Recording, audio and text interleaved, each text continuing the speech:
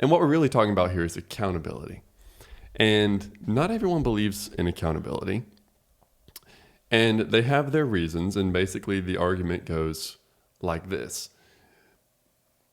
In an accountability relationship, you are playing on your own pride. That is to say, you only act righteously because you do not want to experience the embarrassment of confession.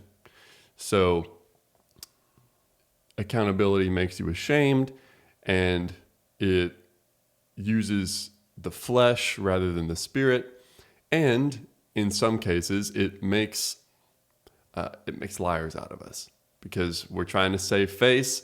So maybe we've done something, someone asks us about it, and we deny it, right? I want to address that quickly. When accountability is done rightly, shame is not the tool that is being wielded. I think of it more as light. You're shining a light on the situation. I think we're all aware that when you speak about something, when you give it a semantic reality, so to speak, it takes on a kind of existence that is different than if you had not spoken about it. You cast it into the light. Speaking it into existence is how they say it, right? Mm-hmm. It's not that the other person is judging you. It's just that that thing that you have done is now a greater portion of your life than it was before, and you've got to deal with it. Now, how can it be so? In accountability relationships, there has to be a lack of judgment. I would say, for the benefit of our viewers, I have been in accountability relationships that have changed my life for the better. I have also been in accountability relationships that I regret to this day that did make a liar out of me. The difference between one and the other was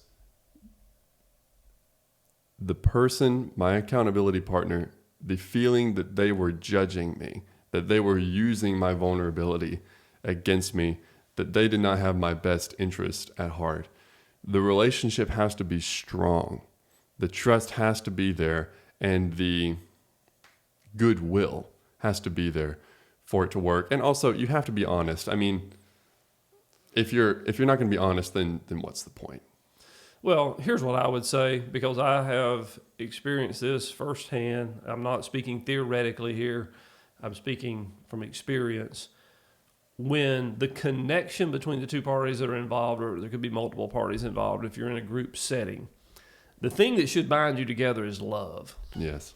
And so when love is what's binding you together, there is no response in judgment. There is a strong desire to help pull you out of that miry clay that you're bogged down in and to set your feet on a higher plane. That's the true desire of the other person. As soon as it becomes judgmental, you've missed the mark. Right? I mean, that's not it. And so we probably need some training on how to be accountable, but it's certainly exactly what you said. If it's in a judgmental way,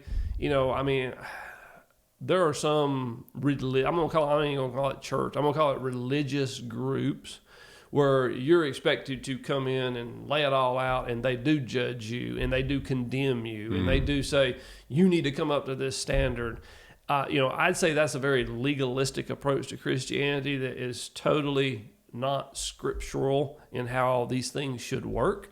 And so that is not what we're talking about. I'll make a clear distinction. That is not what we're talking about. We're talking about coming together with people that truly love you, and we'll go back to the family relationship. Hopefully, the blood family relationship is that way, in that you're getting support that you need, not just condemnation or judgment. And I would say, even families, in families, it needs to work the same way, because as parents, sometimes we can be condemning and judgmental. And it's not to say that we don't judge rightly. It's not. We could run down a rabbit hole, I guess, on this. But there's a difference in judging from the standpoint of understanding, is that a right thing to do or a wrong thing to do? We Right. are to judge in that way. Right. It's a different thing to say you are a lesser Christian than I am because you do that thing. Mm-hmm. That is not what we're talking about, because we all have our weaknesses. And so hopefully when these things come out, and again, I've experienced it when people, they just acknowledge that, hey, I understand your struggle. And maybe I've been through that myself, or maybe I've seen others, and this is how they were able to overcome that. Or maybe I can give you some scriptural basis for overcoming that. But it's all in light of pulling you up to a higher plane and not pushing you down to a lower plane just because you've made this admission. Right. I want to read from Galatians 6:1. Brothers, if anyone is caught in any transgression, you who are spiritual should restore him in a spirit of gentleness. It also says, keep watch on yourself lest you too be tempted. When we're dealing with sin, there is the potential there for temptation. So these things should not be done lightly. But the part I really want to point out is to the restoration in a spirit of gentleness. That should characterize our accountability relationships.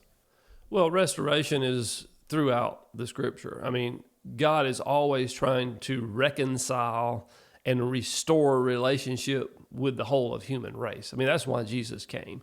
And so we should be striving for that same thing amongst our church family, even our blood family, all the people that we know. I mean, that's what we should be striving for.